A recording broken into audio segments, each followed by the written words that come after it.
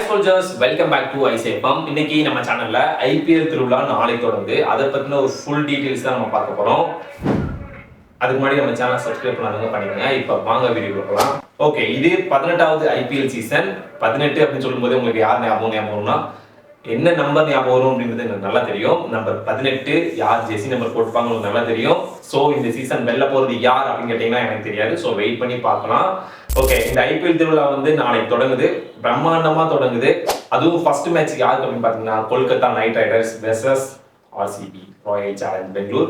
அவங்க இந்த மேட்ச் நடக்க போது மொத்தம் 10 டீம் இந்த ஐபிஎல் சீசன்ல வந்து கலர் இருக்குது. அது எந்தெந்த டீம் அப்படின்னு உங்களுக்கு நல்லா தெரியும்.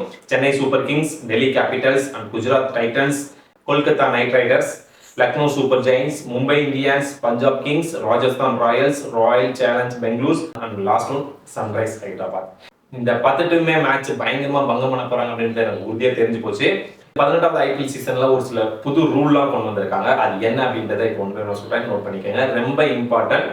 2020 டைம்ல வந்து பாலை வந்து நல்லா ஸ்விங் பண்ணும், கிரிப் கிடைக்கும் அப்படின்றதுக்காக எச்ச தொட்டு வச்சு அதை வந்து கிளீன் பண்ணி நல்லா கிரிப் பண்ணுவாங்க. பட் அந்த 2022 அந்த லாக்டவுன் டைம்ல வந்து ஐசிசி என்ன ரூல் போட்டாங்கன்னா அந்த பாலை வந்து யாரும் எச்சரிக்க கூடாது, அதனால வந்து கொரோனா பரவும் அப்படின்னு சொல்லிட்டு ஒரு புது ரூல் போட்டிருந்தாங்க.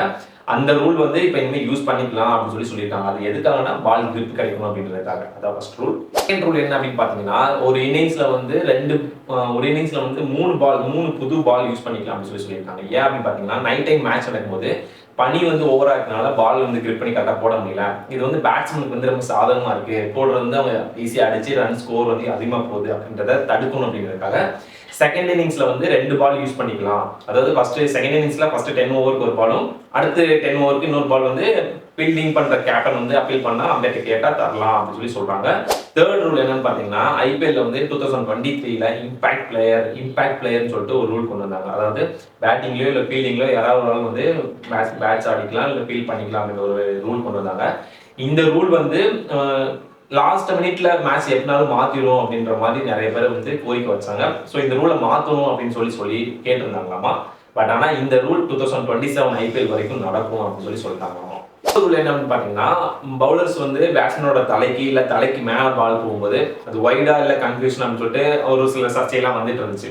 ஏன்னா அம்பேர் வந்து ஒய்டு கொடுக்கலாம் தலைக்கு மேலே ரொம்ப போச்சுன்னா அப்படின்னும் போது இதை வந்து இந்த சர்ச்சை போக்கணும் அப்படின்றதுக்காக டிஆர்எஸ் மூலமா இதை செக் பண்ணி நம்ம அப்பீல் பண்ணி கூட நம்ம இதை வந்து பண்ணிக்கலாம் அப்படின்ற மாதிரி ஒரு புது ரூல் கொண்டு வந்திருக்காங்க.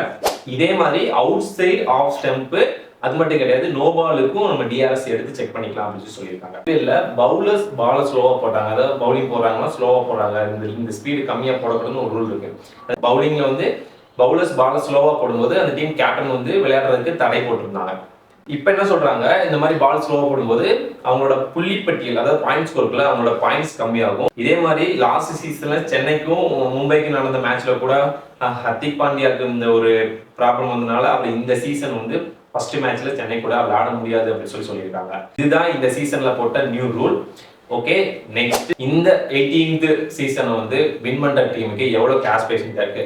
எவ்வளவு கேஷ் பிரைஸ் அப்படின்னு பாத்தீங்கன்னா 21 கோடி. அதாவது ஃபர்ஸ்ட் பிரைஸ் மேட்ச் வின் பண்ற ஐபிஎல் ஃபைனல்ஸ் வின் பண்ற ஃபர்ஸ்ட் டீம் ஐபிஎல் வின் பண்ற டீமுக்கு ஃபர்ஸ்ட் பிரைஸா 21 crores அண்ட் செகண்ட் பிரைஸ் எடுக்கிறவங்களுக்கு 14 கோடி 14 crores, தேர்ட் பிளேஸ் எடுக்கிறவங்களுக்கு 7 crores அண்ட் ஃபோர்த் பிளேஸ் எடுக்கிறவங்களுக்கு 6.50 crores பிரைஸ் அவார்ட் கொடுக்குறாங்க. இந்த ஐபிஎல் சீசன்ல ரொம்ப வயது கம்மியான இளம் வீரர் யார் அப்படின்னு பாத்தீங்கன்னா ராஜஸ்தான் அணியில இருக்கிற 13 வயசு சிறுவன். 13 வயசு தாங்க. அவர் யார் அப்படின்னு பாத்தீங்கன்னா வைபவ் சூரியவன்ஷி. ராஜஸ்தான் ராயல்ஸ் அந்த டீமுக்காக ஆடுறாரு. 1.10 crores வந்து அவங்க எடுத்திருக்காங்க. அவர் இதுக்கு முன்னாடி ரஞ்சி டிராஃபி அப்புறம் இந்தியன் ஜூனியர் டீம்லாம் நிறைய விளாண்டு நல்லா பிளே பண்ணியிருக்காரு. அதனால அவர் செலக்ட் ஆயிருக்காரு.